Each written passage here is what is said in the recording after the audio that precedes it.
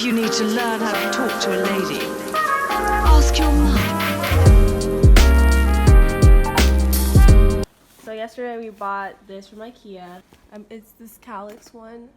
Everyone see it. It's just the bigger version of that 4 cubby hole that everyone gets. We were kind of going through ideas for my closet because trying to build out a custom closet is kind of expensive. Trying to just figure out what would be a more cost efficient but still equally effective way to do that. And my mom is kind of trying to see what we can do. Like, she really likes this calyx bookshelf thing, or it's a storage unit really. So you were saying, I think they can move this higher. Well, we have to see, because that's, again, that may not be in the budget. And the thing about that, once he removes that from the wall would have to be repaired, and I don't know if I want to do that. Okay. I possibly want to work with what we have and work around this and to make it work. Mm-hmm. And then that's adding cost. Mm-hmm. So hopefully the bookshelf will be enough for all of them. For everything. Yeah, because I mean, these are all the shoes I own right now. Yeah, so that's good. And then if you want to, what are the, what do you call them? The cubby cubes that you have in your bathroom? Yeah. You can align them along this top shelf, and it those gives can be it like a cleaner, more organized look. Yeah. So what do you think about that? Yeah, that'd be good. Yeah, and see how your closet's divided on either side. And then we'll have that in the middle. And that in the middle, and we'll get a white one. Yes, a white one like that. So we can create our own custom closet using IKEA pieces. Another option also, in addition to this long cube, remember the short dresser from IKEA that I purchased for Kendall that I sold to the people who purchased our house? The little short one, and I had it in his closet. Yeah, the wood one. The wood one. They still sell that type of dresser at IKEA. It's low, so just like the closet organizers, we can get that. I think that dresser is probably like $50. And we can put it in this corner, and that also gives you drawer space for storing your purses also.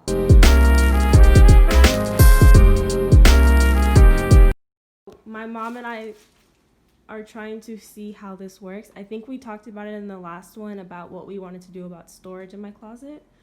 And this is actually on this wall as storage for like my crochet things and stuff like that. But we're just putting it in the closet to see if we should buy a second one and use it for my shoes and then have my clothes on either side. So it's big though. So like, You can do more. You can get 2 pairs of shoes in each. yeah, it's very wide. Yes. So would we be better off getting the single one, and then because the boxes are so big, getting the shelf things? The dividers. Yeah, so I can have 2 per. But what were your thoughts? Okay, so we might just keep this in the closet, and then my boyfriend and I might go to IKEA tomorrow and buy another one that's this one again, but for this wall. I kind of like it like this, and then I'm gonna try to fill in my closet. As y'all can see, my room has become kind of like a mess per my standards because of all the stuff that was in this closet was taken out. So many clothes I just need to alter and blah blah blah with it, and I haven't done that yet. But if I do that, my shoes, I just don't take care of my shoes. My shoe game is weak, baby. It is weak.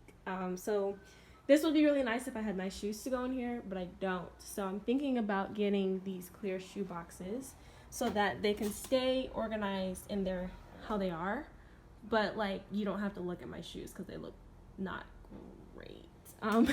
So these are from the Fans United, and I'm just trying to read around. Almost all the reviews are good. They're like 5 stars, and they don't seem like fake reviews. People are posting pictures of how they look in their homes, and they are more affordable than the ones on Amazon, and there's tracked shipping, so I can get like 10 boxes, I believe, for $35, and then shipping's only $4. So I think I want to order them and just go with that. Like, this looks nice, you know. Yeah. yeah, I'm trying to decide. So this is 16 for 5. I don't know. I'm scared. It feels too good to be true, but I think that I'm gonna get these.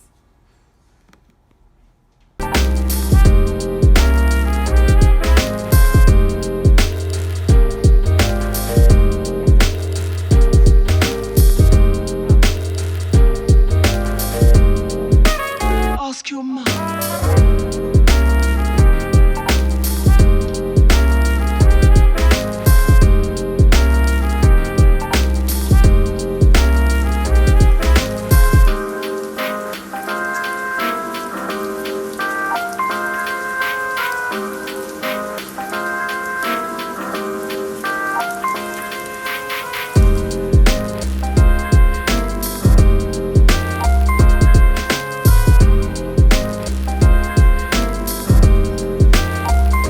Okay, so like I said, I was getting frustrated with trying to figure out how to fill my craft storage cubby, so we moved on to another mood board. I went to Home Goods and Target. At this point, I was really just looking for a new side table, and also look at this awesome chair over here on the right.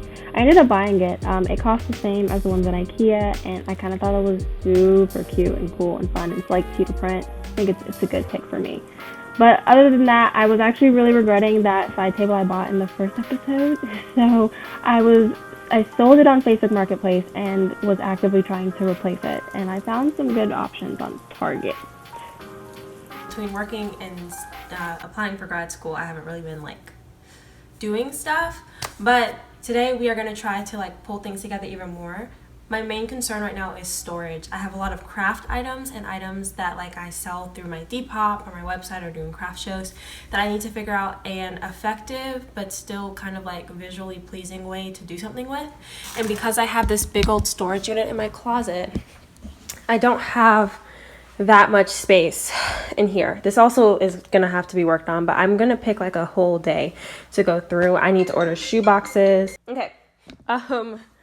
And stuff like that. But I don't know if you guys remember, we also got a storage unit for here, and I've been trying to figure out how to fill stuff in.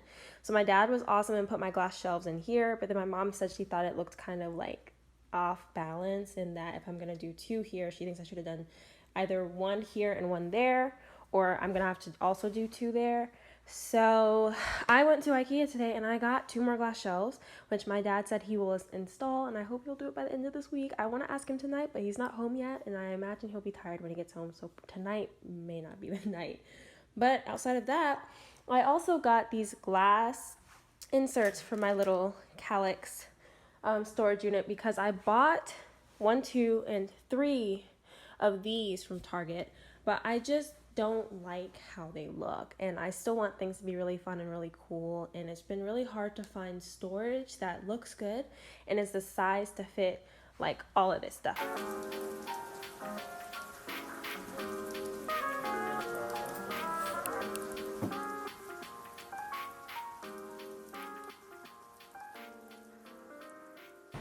Aisle 1, bin 4.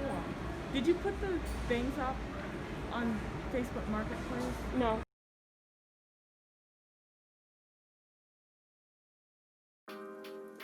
Okay, so first things first, how does Facebook Marketplace work?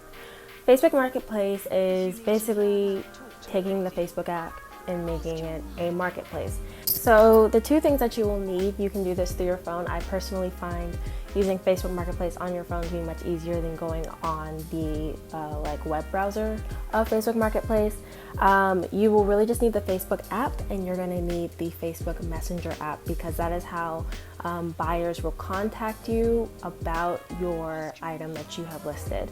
So you're gonna go to the Facebook app, and then on your bottom row of options, there will be the marketplace little icon, and go to the main page. So it's not as clear to me, in my opinion, how it's set up, but at the very top, there will be an option that says sell or buy.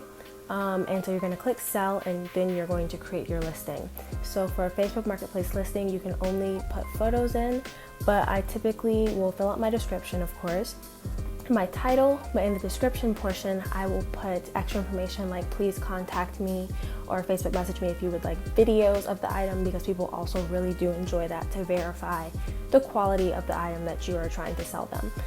Also, if I don't know if this is allowed, but if you do want to circumvent the shipping prices offered by Facebook Marketplace, instead of checking the offer shipping option on the actual website, what you can do is just put in the little description box and also message me. I can also ship, and then you just do your own shipping fulfillment outside of the app. And I will also be providing some shipping websites that I personally use that allow me, because I also sell my items on DEPOP. So if you do choose to ship, you can get cheaper shipping labels without having to pay for membership to like a shipping fulfillment website. So I will also include that if you do want to sell stuff on there, that you can ship and like try to keep your shipping costs as low as possible. So the top things that I get asked about regarding furniture are main thing, being transparent about any minor scratches or just kind of surface imperfections on the item. People know that they're buying from a secondhand space, so they're not going to be as stringent about things, but they do want to be clear and know about those things beforehand.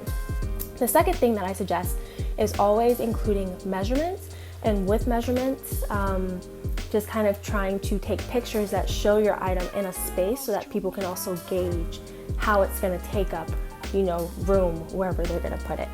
So make sure to include your measurements. Typically with furniture, it is a, 3D object, so you're doing length by width by height, and you either do it in inches, centimeters, or you can also use feet or things like that, but please just make it clear in your description what metric you're using to measure this item. The last thing is I really do recommend having videos. Like I said, you cannot include videos in the initial post that you make, but just making sure that it is very clear in your description. I can send you videos so that they can very clearly see what the item looks like, and just other things that are very hard to gauge, like color from a photo. So once again, if you are a little nervous, people are very understanding. Try to make sure that your pictures are very high quality, and just try to make sure that people can see clearly, and in your description, any additional notes or inconsistencies you can add in, like, first picture is the item under flash, and second picture is the item in natural lighting. To evaluate your prices, I just recommend taking a quick search for similar items like yours on other home decor websites, or also just on Facebook Marketplace. It also helps to figure out the names of things. As I started, I was selling my mom's furniture, so she had just very specific pieces, like a Versailles chair, which I did not know what that was until I was selling things on Facebook Marketplace for her. And so just Googling those things and learning them so that you can properly title them, it will really help people find your product, because just because you don't know what a Versailles chair is doesn't mean that someone else who is looking for a Versailles chair does not know what it means, if that makes sense. And the last part is the delivery / the drop-off situation. So this was the part about Facebook Marketplace that made me the most nervous. Facebook Marketplace is definitely something that kind of functions off the good of both the buyer's word and the seller's word, which is why clear communication is really important, and also making sure that you do this in a way where you feel safest is very important. So at the beginning, I will be honest, we were definitely having people come pick up some furniture pieces from our house because they were just too big to be kind of moving around to meet in a public place to, do the pickup process. We would set time periods when they would be allowed to pick up, and it had to be a time when like everyone was home. But we just picked a parking lot of a public place. We had 2 locations we go back and forth with, but my favorite was just the parking lot of a Whole Foods close enough to my house where I could get there easily with the item and get back, but still not close enough where people could be like, oh, you live over there, that's cool. Okay. And that is kind of really it. You just meet up with the people. It's typically a very smooth transaction. Most people, you send them the payment options. I receive payment through cash, PayPal, Zelle, or Cash App. You kind of set that up yourself. It doesn't really go through the Facebook Marketplace app. You message them and say, this is how I want you to pay me. And for some products, we did ask that people, like once they verified that they were coming to pick up, We did ask that they pay at least half in advance just to be sure that they were coming, but most people, it's very normal practice just to pay upon receiving the item. So just kind of having someone there to help you out. I typically was my mom's assistant in this process. Even though I had listed all the items, she kind of helped load the item and then I managed payment. So it just kind of helps out because it sometimes can be a lot. But on Facebook Marketplace, I sold about 17 items and I made approximately $851, which is the money that I used to purchase about all of the furniture that you see in this first part of the video.